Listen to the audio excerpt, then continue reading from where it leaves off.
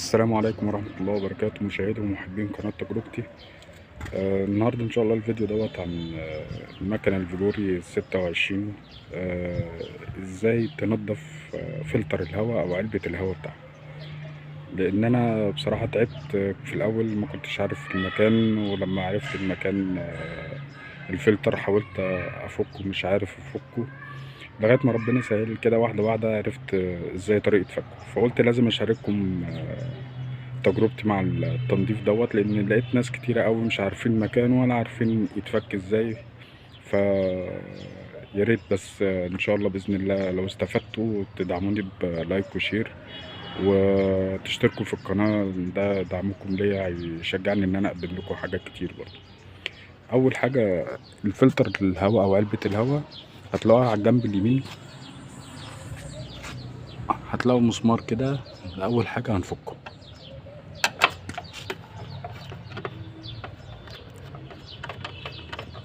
وتخلوا بالكم وانتوا بتفكوا الصوابع من فوق لانها سهلة الكسر، فنفكها بالراحة قوي.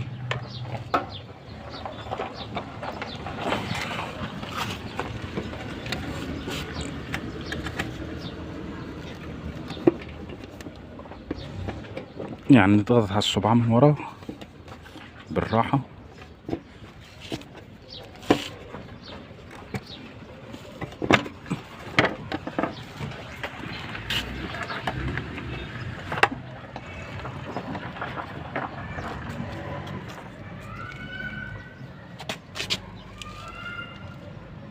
ده كده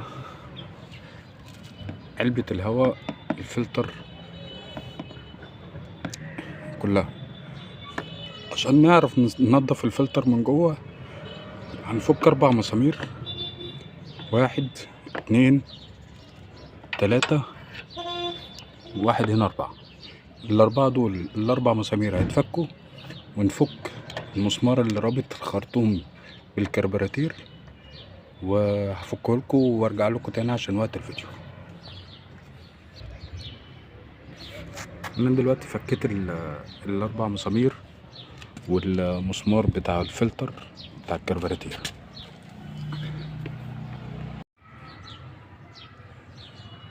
هنفك خرطوم الكربراتير كده،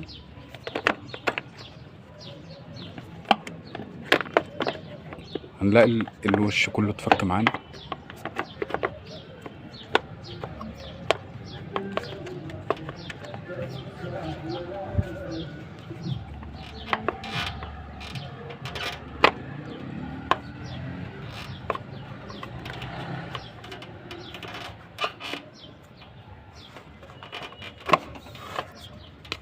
بالراحة خالص هنفكه، هنلاقي فلتر الهواء اهو مربوط مسمار من جوه.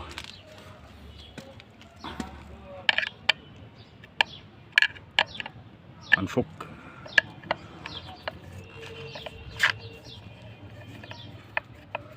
المسمار دوت عشان الفلتر نفسه يبقى حر معانا ونعرف ننضفه.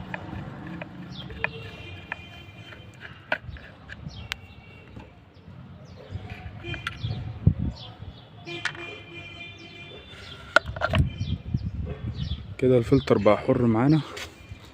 طبعا هننضفه بقى ببلاور، او حتى لو نفخت شوية ببقك عاد، المهم ان الهواء التراب اللي جواه دوت ينضف، بس اوعى تغسله.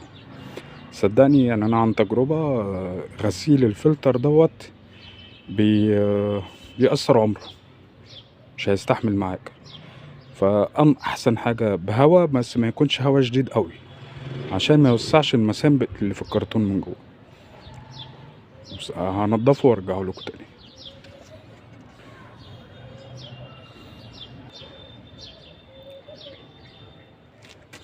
كده نضفنا يعتبر علبة الهواء او الفلتر نفسه. ولو في اي تراب او حوالين الشاسيه بتاع علبة الهواء نضف عادي.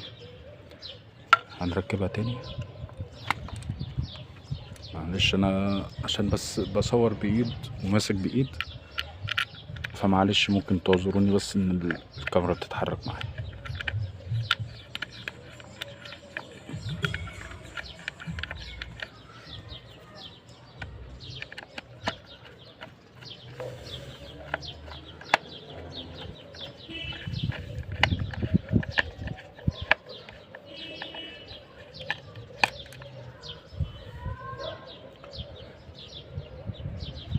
طبعا فرصة واحنا فكين علبة الهواء، اي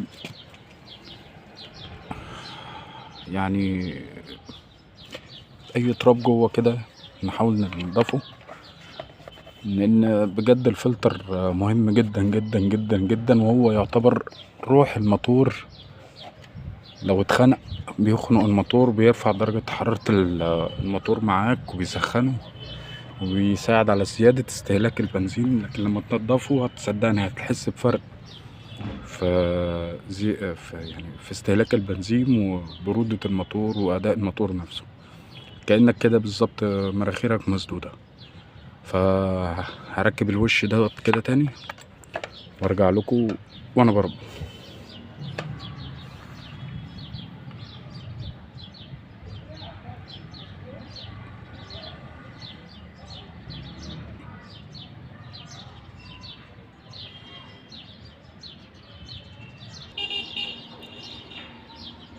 دلوقتي انا ركبت الوش وربطت الاربع مسامير، واهم حاجة المسمار، نربط الخرطوم بتاع الفلتر اللي واصل في الكربيراتير. اهم حاجة نثبت على ده كويس عشان ما يدخلش هوا بره الفلتر جوه الكربيراتير.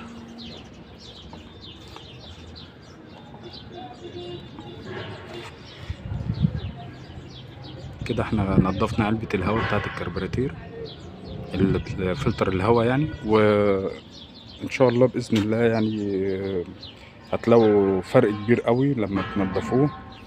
ويا ريت لو استفدتم بالفيديو، مستني اشتراككم في القناة ان شاء الله ودعمكم ليا. ولو في اي حاجة اي استفسار يعني ممكن تكتبولي في التعليقات وانا تحت امركم. يعني الواحد بيعمل الفيديوهات دي والله بس عشان الناس تستفيد، لان انا كنت دايخ ومش عايز حد يتعب معايا زي كده يعني، فبحاول افيد الناس اللي معايا.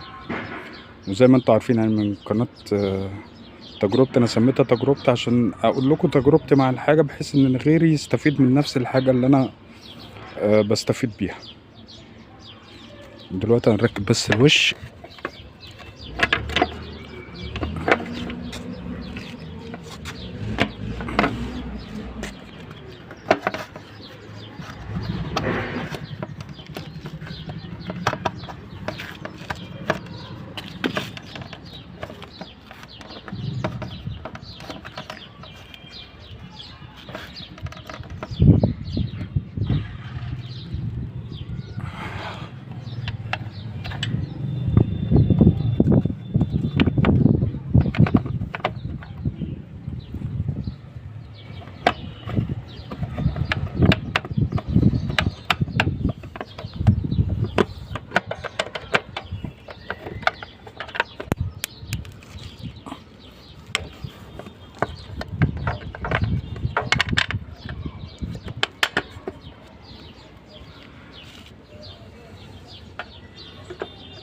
هنربط المسمار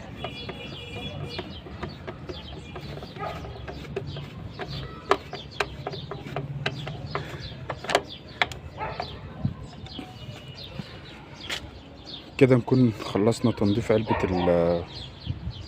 الهواء او فلتر الهواء ونضفناه. وبالنسبة ان شاء الله باذن الله يعني يا ريت دعم منكم، وان شاء الله هحاول بقدر الامكان انزل لكم فيديوهات، سلسلة فيديوهات الصيانة الكاملة للموتوسيكل فيجوري طبقا للكتالوج. يعني انا همسك الكتالوج ان شاء الله واترجمه وهنزل لكم سلسلة ان شاء الله فيديوهات عنه ان شاء الله باذن الله، ودعمكم ليا والسلام عليكم ورحمة الله وبركاته.